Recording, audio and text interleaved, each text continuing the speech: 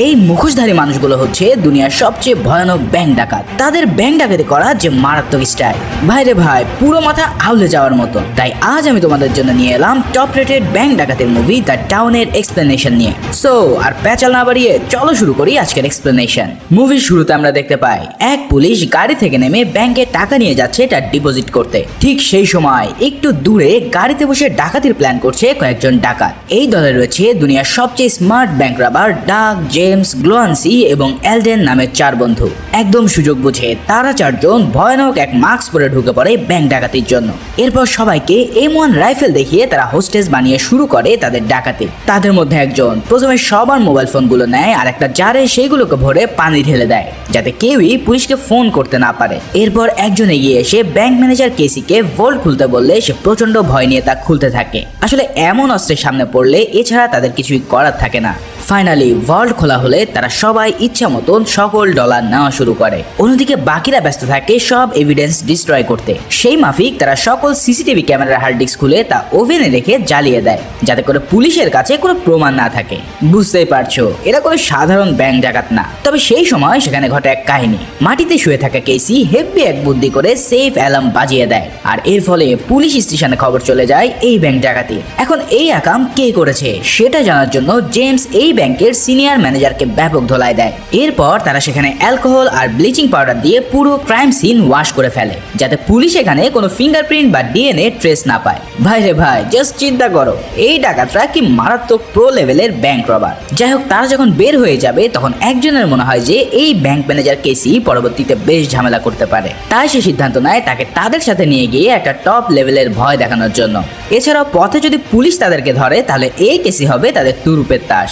আসলে কেসি কিন্তু এত কিছুর মধ্যেও একটা ভালো এভিডেন্স দেখতে পেয়েছিল, আর তা হলো জেমসের ঘাড়ে যে একটা ট্যাটু রয়েছে সেটা কেসি নোটিস করেছে। যাই হোক, কেসিকে তারা হাত চোখ বেঁধে তাদের সাথে নিয়ে যেতে থাকে। তবে এই মিশনে পুলিশ আসার আগেই তারা সেফ জায়গায় চলে যেতে পারে বিধায় কেসিকে একটা বিচের ধারে ফেলে রেখে তারা চলে যায়। আসলে এই চার্লস টাউন হলো ব্যাংক ডাকাতিদের আতুঘর। এখানে প্রতি মাসেই কোনো না কোনো ব্যাংক ডাকাতির খবর পায় পুলিশ। কিন্তু দুর্ভাগ্যের বিষয় হলো তারা এতটাই প্রফেশনাল যে পুলিশ এর কোনো এভিডেন্সই পায় না তাদের ধরার জন্য।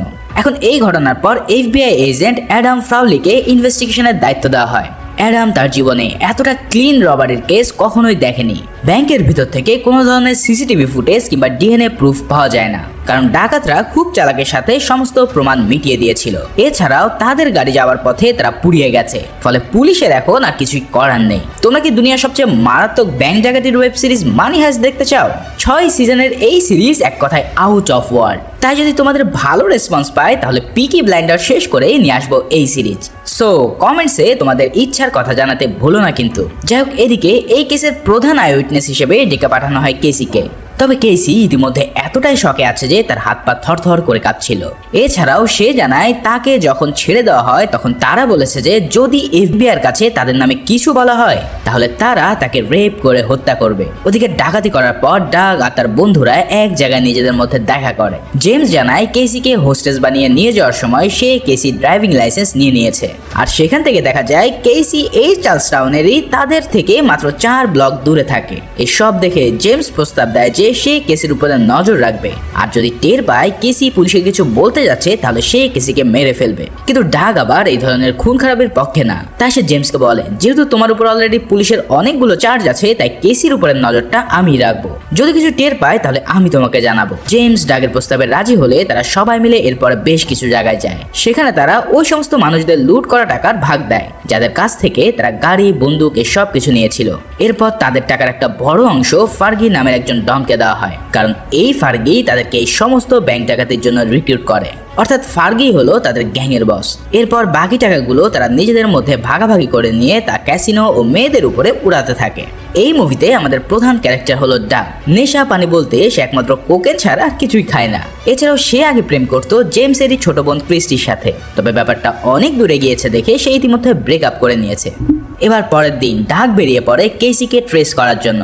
সে কেসিকে ফলো করতে করতে নানান জায়গা যায় আর একদম শেষে সে কেসির সাথে পরিচিত হয়। ডাক জানায় সে একটা কনস্ট্রাকশন কোম্পানিতে কাজ করে, তবে ডাক বুঝতে পারে এই মেয়ে অনেক সহজ সরল এবং আবেগপ্রবণ। গত দিনের ঘটা সেই কাহিনী মনে করে সে এখনো অনেক নার্ভাস।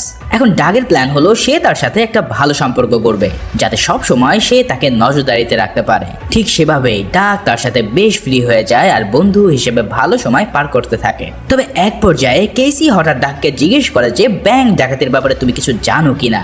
এখন হঠাৎ এই প্রশ্ন শুনে তো ডাগের বুক পুরাই ধক করে ওঠে। এই মেয়ে কি তাহলে তাকে চিনে ফেলেছে?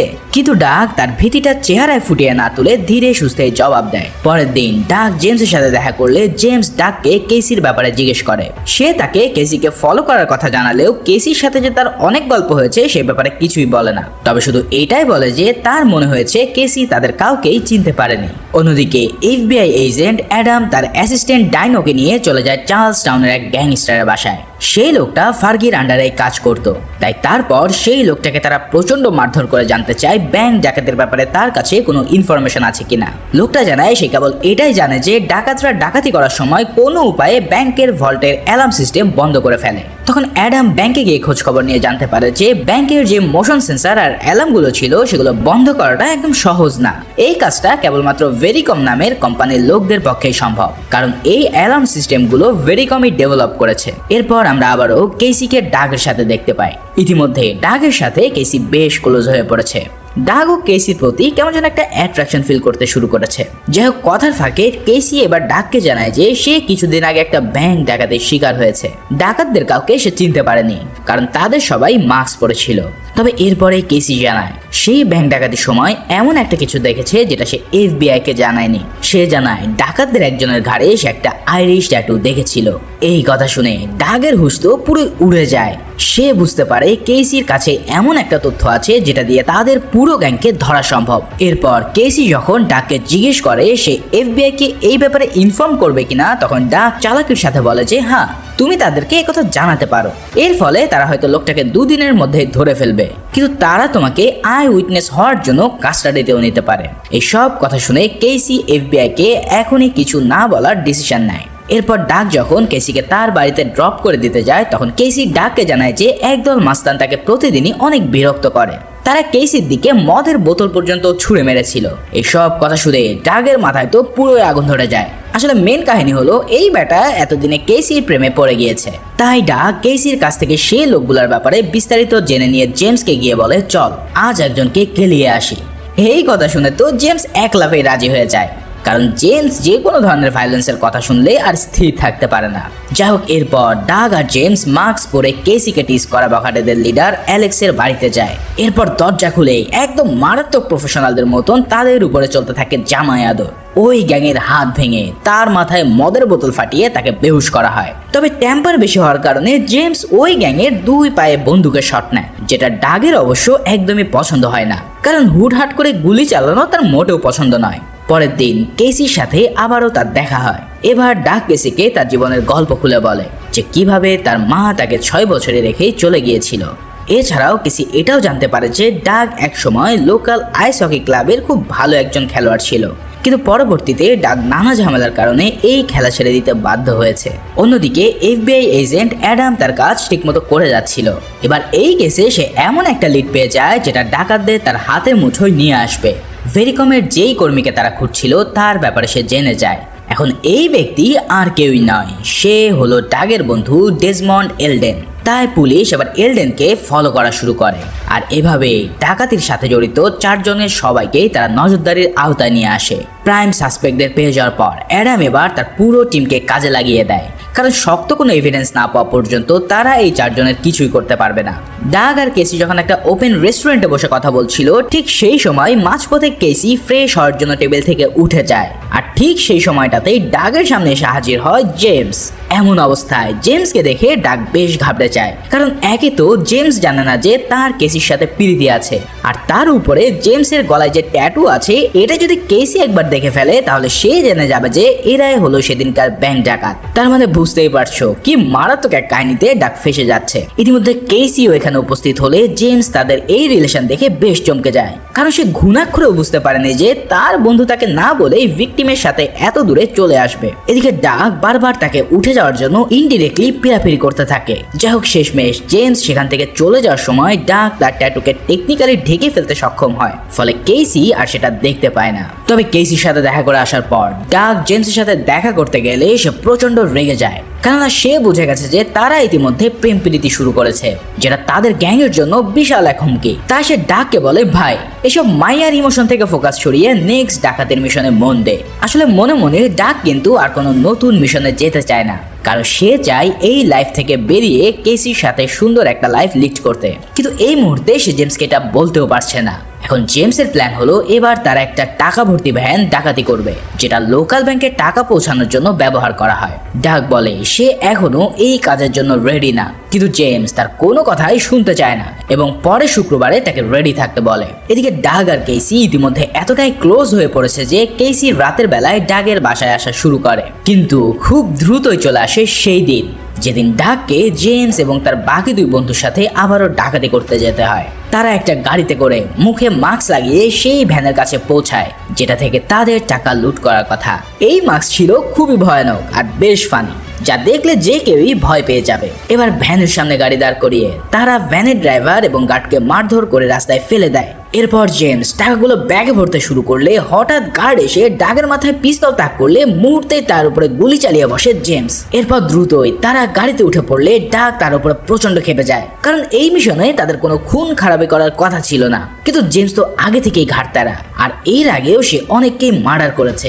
যাই হোক, ইতিমধ্যে তারা এমন এক পরিস্থিতিতে পড়ে যায় যেখান থেকে তাদের সামনে আগানোর আর কোনো অপশনই থাকে না। তাই জেমস সহ সবাই এবার পুলিশের গাড়ি লক্ষ্য করে ফায়ারিং করতে বাধ্য হয়। তাদের ফায়ারিং এ পুলিশ কিছুটা পিছু হেঁটে গেলে তারা আবারও সামনে চলা শুরু করে। ইতিমধ্যে এফবিআই অফিসার অ্যাডাম সব জানতে পেরে পুরো শহরকে লক করার সিদ্ধান্ত নেয়, কারণ আজ যে করেই হোক তাকে এদের ধরতেই হবে। কিন্তু এলডেন তার গাড়ি নিয়ে এমন মারাত্মকভাবে ড্রিফট করে যে আশেপাশে থাকা সমস্ত গাড়ি চিপা দিয়ে তারা গাড়িটাকে বের করতে সক্ষম হয়। ভাইরে ভাই, এমন লেভেলের ড্রিফট স্টান্ট তো কার গেমস গুলো তো দেখা যায় না। যাই হোক, গাড়িটাকে তারা বের করে নিয়ে আসতে সক্ষম হলে একটা সেফ গলিতে থামায়। সেই গলিতে আবার একটা পুলিশের গাড়ি ছিল, কিন্তু ওই পুলিশ তাদেরকে দেখে কিছু না বললেই তারা আরেকটা গাড়িতে উঠে দ্রুত বেগে ভেগে যায়। এভাবে গাড়ি বদল করে পালানোর মারাত্মক স্ট্র্যাটেজি দিয়ে তারা সফলভাবে টাকা লুটে নিতে সক্ষম হয়। এই ঘটনার পর এজেন্ট অ্যাডাম ভীষণভাবে ক্ষেপে ওঠে, তাই সে এবার এই চারজনকে ধরে নিয়ে আসে জিজ্ঞাসাবাদের জন্য, কারণ আগে থেকেই তাদের উপরে তার সন্দেহ ছিল। কিন্তু তাদেরকে ধরে আনার পর এফবিআই স্টাইলে জিজ্ঞাসাবাদ করে অনেক হুমকি ধামকি দেওয়ার পরেও কোনো কাজ হয় না। এখন এটা তো আর বাংলাদেশ না যে সাসপেক্টদের ধরে এনে ডিম থেরাপি দিয়ে তারা কথা বের করে ফেলবে। আমেরিকায় ক্লিয়ার কাট কোনো প্রমাণ ছাড়া কোনো সাসপেক্টের গায়ে আঙ্গুল পর্যন্ত দেওয়া যায় না, তাই কোনো প্রমাণ না থাকার কারণে এফবিআই তাদেরকে ছেড়ে দিতে বাধ্য হয়। এখন এফবিআই এর কাছ থেকে ছাড়া পেয়ে ডাগ আবারও কেসির সাথে দেখা করে। এবার ডাগ কেসিকে একটা চেইন উপহার দিয়ে তার সাথে থাকার প্রস্তাব দেয়। কেসিও ডাগের এই প্রস্তাবে রাজি হয়ে যায়, কারণ তারা দুজনকে ভালোবেসে ফেলেছে। তারা দুজনে একসাথে ফ্লোরিডায় মুভ করারও সিদ্ধান্ত নিয়ে নেয়। কিন্তু ডাগের সুখ শুরু হওয়ার আগেই তাতে পানি ঢেলে দেয় এফবিআই এবং ডাগের বন্ধু জেমস। কারণ প্রথমে অ্যাডাম গিয়ে কেসির সাথে দেখা করে। সে কেসিকে সাসপেক্টদের লিস্ট এবং ছবি দেখায়, যেখানে ডাগকে দেখে কেসি পুরো তবদা খেয়ে যায়। অ্যাডাম কেসিকে বলে ডাগের ব্যাপারে এফবিআইকে না জানানোর কারণে সে নিজেও এই মামলায় ফেসে যেতে পারে। অন্যদিকে কেসির সাথে দেখা করার পর ডাগের দেখা হয় জেমসের সাথে। জেমস ডাগকে জানায় তার বোন ক্রিস্টা একটা সন্তানের জন্ম দিয়েছে, আর এই সন্তানের দায়িত্ব ডাগকেই নিতে হবে, কারণ ক্রিস্টা ডাগেরই গার্লফ্রেন্ড ছিল। কিন্তু ডাগ এই বাচ্চার দায়িত্ব নিতে একবারে অস্বীকার করে। এছাড়াও ডাগ জেমসকে বলে আজ থেকে সে সব কাজ ছেড়ে দেবে এবং এই শহর ছেড়ে ফ্লোরিডা চলে যাবে। এখন গ্যাংয়ের লিডার মাঝ পথে সবাইকে রেখে চলে যাওয়ার কথা শুনে জেমস তো পুরোই পাগলা হয়ে যায়, আর তাদের মধ্যে একতরফা ফাইটিংও হয়। এরপর ডাগ দেখা করতে যায় তাদের বস ফার্গির সাথে। দোকানে ঢুকেই ডাগ ফার্গিকে জানায় সে এই সমস্ত কাজ ছেড়ে দিতে চায়, কিন্তু ফার্গি তাকে কোনোভাবে এখান থেকে যাওয়ার অনুমতি দিতে চায় না, কারণ ডাগ তাদের গ্যাংয়ের একজন গুরুত্বপূর্ণ মেম্বার। সেই সাথে সে এও জানায় যে যদি ডাগ এসব ছেড়ে চলে যেতে চায় তাহলে তার লাশ নালায় পড়ে থাকবে। এই সব কথা শুনে অগত্যা ডাগ আর কোনো উচ্চবাচ্য না করে ফার্গির সব থেকে বেরিয়ে আসতে বাধ্য হয়। সেখান থেকে ফিরে এসে ডাগ চলে যায় কেসির বাসায়। তবে কেসি ইতিমধ্যে এফবিআই এর কাছ থেকে ডাগের ব্যাপারে জেনে অনেক বেশি ট্রমায় ছিল। তাই ডাগ তার ঘরে ঢোকা মাত্রই ডাগের কোনো কথায় কান না দিয়ে সে তাকে বেরিয়ে যেতে বলে। এসব দেখে ডাগ প্রচন্ড ফ্রাস্ট্রেটেড হয়ে ড্রাগস নেওয়া শুরু করে। এরপর সে ক্রিস্টের সাথে দেখা করে তার বাচ্চাকে দেখে আসে। এর বেশ কিছুক্ষণ পর ডাগ আবারও কেসির বাড়ির সামনে গিয়ে তার সাথে দেখা করতে চায়, কিন্তু সে দেখতে পায় কেসির বাড়ির সামনে একটা ফিউনারেল বোর্ড টাঙিয়ে রাখা হয়েছে।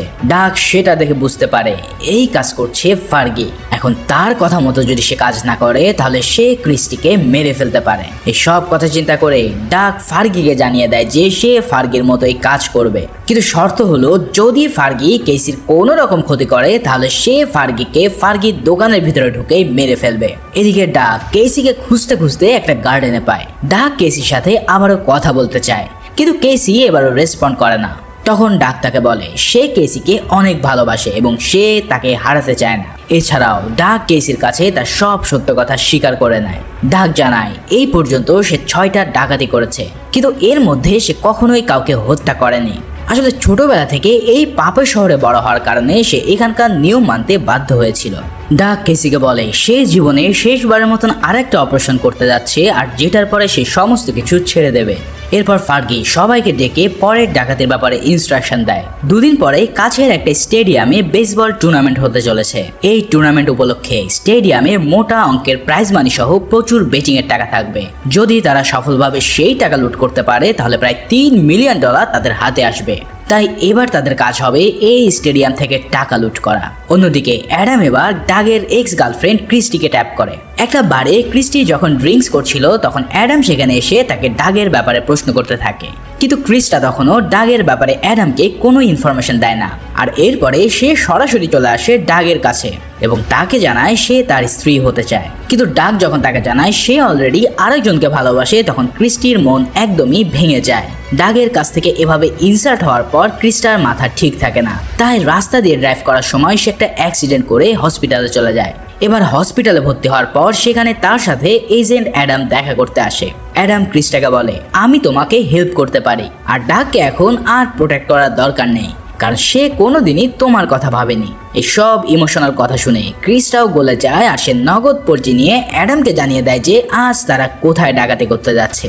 অন্যদিকে ডাগ আর জেমস ততক্ষণে তাদের প্ল্যান মোতাবেক পুলিশ সেজে গোপন এক পথ দিয়ে স্টেডিয়ামের মধ্যে ঢুকে পড়েছে। সেখানে ঢুকেই প্রথমে এক লোকের সাহায্যে তারা সেখানকার সমস্ত সিসিটিভি ক্যামেরা বন্ধ করে দেয়। এরপর একদম আসল পুলিশ সেজে তারা ওখানে থাকা সব অরিজিনাল পুলিশকে আটক করে নেয়, আর লকারের ভিতরে যেসব গার্ড ছিল তাদেরকে ফ্যামিলির ভয় দেখিয়ে ফাইনালি ভল্টে ঢুকে পড়ে। এরপর 2 ব্যাগ ভরে তারা সেখানে থাকা সব ডলারগুলো ভরতে থাকে। টাকা ভরার পর তারা দ্রুত ট্রলিতে করে ব্যাগগুলো নিয়ে বাইরে চলে আসে। চারিদিকে এত মানুষ থাকা সত্ত্বেও তাদেরকে কেউ সন্দেহ করেনি, কারণ সিকিউরিটির জন্য পুলিশরা প্রায়ই সেখানে রাউন্ড দিচ্ছিল। এবার জেমস আর ডাগ প্রায় বাইরের দিকে এসে একটা অ্যাম্বুলেন্সের পাশে দাঁড়ায়। সেখানে আগে থেকে তাদের জন্য অপেক্ষা করছিল এলডেন আর গ্লোয়ানসিস। তাদের প্ল্যান ছিল লুট করার পর অ্যাম্বুলেন্সে করে পালিয়ে যাওয়ার। তাই এবার তারা সবাই মিলে হেলথ ওয়ার্কারদের ড্রেস পরে নেয়। কিন্তু অ্যাম্বুলেন্সে ওঠার আগে ডাগ একবার বাইরে তাকিয়ে দেখে সেখানে অ্যাডাম তার দলবল নিয়ে অপেক্ষা করছে। মুহূর্তে সে বুঝে যায় এই প্ল্যান নিশ্চয়ই লিক হয়ে গেছে, আর তা না হলে আজ এখানে এফবিআইরা কোনো মতেই আসতে পারতো না। এখন তাদের সামনে বের হওয়ার আর কোনো রাস্তাই নেই, কারণ পুরো স্টেডিয়ামের এক্সিট এর মধ্যে বন্ধ করে দেওয়া হয়েছে। তাই এখন একটাই উপায়, আর তা হলো পুলিশের সাথে ফাইট করে পালিয়ে যাওয়া। সেই প্ল্যান অনুসারে পুলিশ আর ব্যাংক ডাকাতদের মধ্যে শুরু হয় এক কঠিন লড়াই। সেই লড়াইয়ে বেশ কিছু পুলিশ আহত হওয়ার সাথে সাথে গ্লোয়ানসিসও সেখানে গুলিবিদ্ধ হয়। এক সময় জেমস আর ডাগ যখন দেখতে পায় তাদের আর কোনো উপায় নেই, তখন গ্লোয়ানসিস বলে আমি তো এমনিই বাঁচবো না, তাই মরার আগে তোমাদেরকে আমি হেল্প করতে চাই। এই বলে সে ওই অ্যাম্বুলেন্সটা নিয়ে সোজা বাইরে চলে যায় সবাইকে ডিস্ট্র্যাক্ট করার জন্য। সে বের হওয়ার সাথে সাথেই পুরো ফোর্স তাকে গুলি করে খতম করে দেয়, আর ভাবতে থাকে হয়তো তারা সব ডাকাতকে ধরে ফেলেছে। তাই সবাই যখন এই গাড়ির দিকে নজর দেয় তখন জেমস আর ডাগ আবারও পুলিশের ড্রেস পরে নেয় এবং ঠিকই বাকি পুলিশদের সাথে মিশে যায়। সম্পূর্ণ লুট করা টাকা ছিল জেমসের হাতে এবং ডাগ খালি হাতে পুলিশের সাথে করে বিল্ডিং এর বাইরে বেরিয়ে আসে। তারপর ডাগ জেমসকে বলে যে যদি বেঁচে থাকি তাহলে দেখা হবে ফ্লোরিডায়। এই কথা বলে তারা দুজন দুদিকে বেরিয়ে পড়ে। অন্যদিকে অ্যাম্বুলেন্সটা চেক করার সময় একজন অ্যাসিস্ট্যান্ট এসে অ্যাডামকে জানায় যে ডাকাতরা পুলিশের ছদ্মবেশে লুট করতে এসেছিল। এই কথা শুনে সে সাথে সাথে বুঝে যায় যে ডাকাতের বাকি দুজন নিশ্চয় পুলিশের ছদ্মবেশে পালিয়ে যাচ্ছে। তাই সে দ্রুত কয়েকজন এজেন্টকে নিয়ে মেইন রোডে চলে যায়। আর সেখানে গিয়ে সে জেমসকে দেখতে পায় যে সে তার নিজের হাতে টাকার ব্যাগ নিয়ে হেঁটে যাচ্ছে। অ্যাডাম পিছন থেকে তাকে কয়েকবার ডেকে থামতে বলে, কিন্তু জেমস তাদের সাড়া না দিয়ে হঠাৎ বন্দুক বের করে অ্যাডামের উপরে ফায়ারিং করে। এর ফলে অ্যাডাম দ্রুত লাফিয়ে নিজেকে বাঁচিয়ে নেয়। এরপর বেশ কিছুক্ষণ জেমস আর এফবিআই এজেন্টদের মধ্যে গোলাগুলি চলতে থাকে। অবশেষে অ্যাডাম জেমসের পায়ে গুলি করতে সক্ষম হয় আর তাকে কাবু করে ফেলে। তাকে মাত্র 30 সেকেন্ড সময় দেওয়া হয় স্যারেন্ডারের জন্য, কিন্তু জেমস মরবে তবুও স্যারেন্ডার করবে না। তাই সে পুলিশের দিকে গুলি করতেই সবাই মিলে তাকে ঝাঁঝরা করে দেয়। দূর থেকে সব কাহিনী ডাক দেখতে পেলেও তার কিছুই করার ছিল না, কারণ এখানে যদি সে ধরা না পড়ে তাহলে তার বিরুদ্ধে কোনো প্রমাণ থাকবে না। ফলে ডাক সব কষ্ট বুকে চেপে নিয়ে একটা গাড়িতে করে বেরিয়ে পড়ে সেই ক্রাইম সিন থেকে। তবে ডাক সেখান থেকে সরাসরি চলে আসে ফার্গির কাছে, আর এখানে এসে সে টপাটপ পুরো গ্যাংকে চোখের পলকেই খেয়ে দেয়। আসলে ডাক চায় যেহেতু জেমস মারা গেছে তাই এই গ্যাংয়ের কাউকেই সে বাঁচিয়ে রাখবে না। তবে অন্যদিকে ফার্গি হত্যা খবর যখন অ্যাডাম জানতে পারে তখন সে ঠিকই বুঝে যায় যে এই কাহিনী ডাগই করেছে। তাই এবার অ্যাডাম তাকে ধরার এক কড়া প্ল্যান করে ফেলে। সে কেসিকে হোস্টেস করে জোর করে ফোন দেয় ডাককে, আর তাকে বলে দেয় তার সাথে দেখা করার জন্য। কিন্তু ডাগও কম চালাক না। সে কেসির বাড়ির দূর থেকে বাইনোকুলার দিয়ে ঠিকই দেখতে পায় যে তাকে ধরার জন্য এফবিআই ফাঁদ পেতে রেখেছে। তাই সে কেসিকে বলে, ঠিক আছে আমি তোমার সাথে দেখা করতে আসছি। আর এই বলেই সে চলে যায় কেসির গার্ডেনে। সেখানে গিয়ে ডাক অনেক টাকা তার বাগানে পুঁতে রাখে আর নিজে বেরিয়ে পড়ে এই শহর ছেড়ে চলে যাওয়ার জন্য। এদিকে ডাককে ধরার জন্য অনেকক্ষণ অপেক্ষা করার পর অ্যাডাম বুঝতে পারে যে ডাক তাদের উল্লু বানিয়ে এখানে বসিয়ে রেখেছে। তার মানে এখন তাদের চুল ছেঁড়া ছাড়া আর কোনো পথ খোলা নেই। তবে যাবার আগে সে কেসিকে বলে যায় এই কাজটার ফল অচিরেই কেসিকে ভোগ করতে হবে। এদিকে ফাইনালি আমরা দেখতে পাই ডাগের রেখে যাওয়া সেই সব টাকা আর একটা চিঠি খুঁজে পেয়েছে কেসি, যেখানে লেখা আছে আমি তোমার জন্য কিছু টাকা রেখে গেলাম। এটা দিয়ে তুমি তোমার স্বপ্নের একটা ক্লাব খুলবে যেখানে অবহেলিত শিশুরা খেলার সুযোগ পাবে। এছাড়াও যদি কখনো বেঁচে থাকি তাহলে একদিন না একদিন তোমার সাথে আবারও দেখা হবে। আর ঠিক এই সিনের মধ্যে দিয়ে মুভিটা এখানেই শেষ হয়। যাই হোক, আশা করি এই মুভিটা তোমাদের অনেক ভালো লেগেছে। তাই এক্সপ্লেন ভালো লাগলে লাইক, কমেন্ট ও শেয়ার করতে ভুলো না। সবাই ভালো ও সুস্থ থাকো। দেখা হবে পরের ভিডিওতে। আর সেই পর্যন্ত আল্লাহ হাফেজ।